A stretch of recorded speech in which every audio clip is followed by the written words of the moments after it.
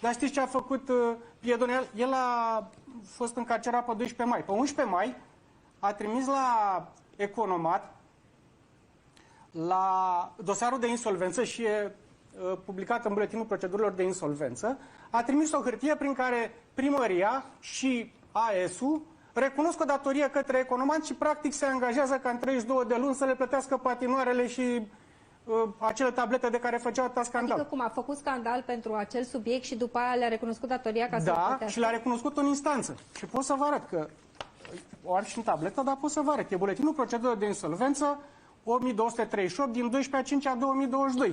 Pe 11 a fost ședința, pe 12 mai s-a publicat. Asta nu este un dosar penal, nu e... Ba da, păi asta și scrie. Și cu toate astea, el a recunoscut o datorie despre care eu vă spuneam că nu fusese niciodată înregistrată la primărie pe vremea mea, au înregistrat-o pe vremea lui și el a fost de acord să o plătească. Dar în același timp urla cum a cumpărat Florea patinoare. Nu, Florea n-a cumpărat niciun patinoar. Le cumpără el acum. Deci a certificat-o domnia sa pe 12 mai, da. Ce a reclamat că ați făcut dumneavoastră, exact. De fapt. Și este în dosarul de insolvență de la Economat. Este o hârtie oficială semnată de conducerea primăriei sectorului 5. O aveți să ne o trimiteți electronic ca să putem vă dau să și electronic, vă dau și așa. Trimiteți-mi-o, vă rog frumos, în telefon ca să pot să iau colegilor să afișeze. Ce a băgat în insolvență Economatul? E bune. Păi Economatul nu era în insolvență în 2020 din datele pe care le are și Curtea de Conturi. Și ANAF-ul ar fi fost primul an în care Economatul ar fi fost pe profit. Nu, aici e altă miză. La Economat e altă miză. Nu e miza produselor pe care le vând în piețe. Este miza faptului că toate piețele sunt administrate de către Economat, care e singurul care poate să facă investiții. Ca să poți să vinzi piețele, trebuia neapărat să reziliezi contractul Economatului, să spui că nu mai poți să mai gestionezi din punct de vedere financiar piețe. În moment, telespectatorii văd documentul pe care ni l-ați adus și ni l-ați prezentat. Ați spus că apare acolo faptul că Cristian Popescu Piedone a recunoscut practic această datorie în documentele de la dosar, din dosar, da? Puteți să și citați din document, vă rog frumos, domnule Florea? Da, deci la pagina 10 spune, sunt penultimele două paragrafe. Spune, referitor la Convenția de eșalonare numărul 11498 din 21/12/2021, că de-aia voiam exercițiul financiar pe 2021 pe care ei nu l-au prezentat, așa, încheiată între Economat, Sector 5 SRL și Amenajare, Edilitare și Salubrizare, s-a încheiat Convenția de eșalonare prin intermediul care AES s-a obligat să plătească debitul în cuantum total de 44.014.520 de lei într-un termen de 32 de luni, începând cu luna mai 2022, conform graficului de eșalonare prevăzut în Convenție. Ăsta ar fi trebuit să facă obiectul unei hotărâri de Consiliul Local și nu face. Deci adică cum este doar o decizie a primarului, păi da, fără hotărâre de Consiliu? Exact. Și după aia spune așa. Adică angajează niște cheltuieli fără să aibă aprobarea Consiliului. 44 de milioane de lei, da. Fără să aibă aprobarea Consiliului. Păi în ce bază? Păi în ce bază? Și după aia mai e una. Cred că Convenția de eșalonare... intră DNA-ul la sectorul 5, cred că păi este, mie îmi pare bine că este. Foarte bine. Convenția de eșalonare numărul 122100 din 20/1/2022, încheiată între Economat, Sector 5 SRL și Primăria Sector 5 București, prin intermediul căreia Primăria Sector 5 s-a obligat să plătească debitul în cuantum total de 22.766.717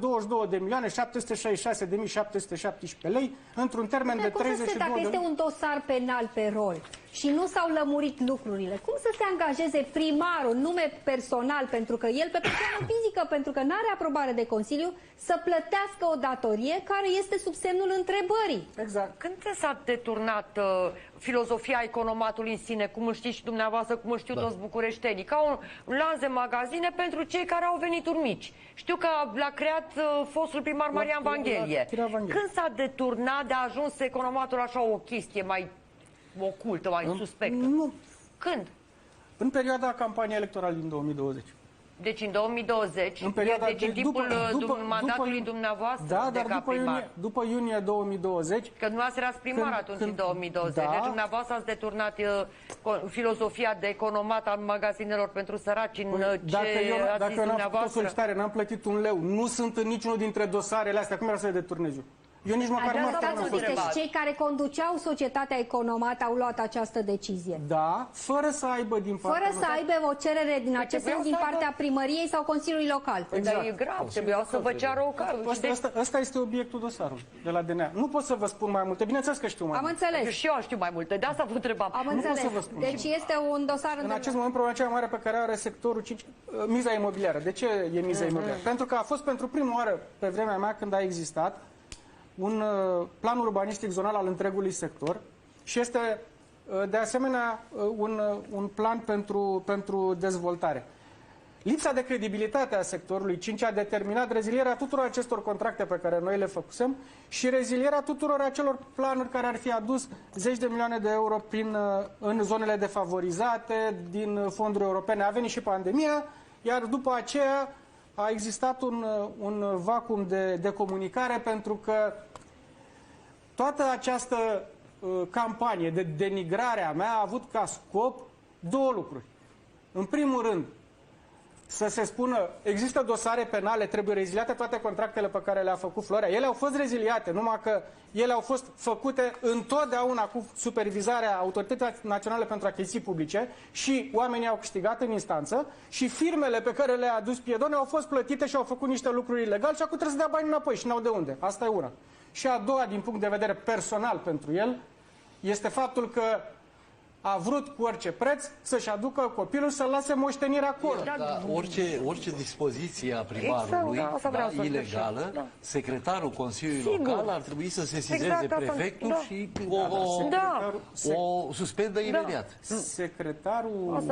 Secretarul este nașul acestui viceprimar lăsat de Piedone. De-aia vă spun că lucrurile nu stau deloc. Și mai mult, Noi am fost judecător. Eu nu sunt... îmi vine un analfabet și spune despre mine prostii. Nu e așa.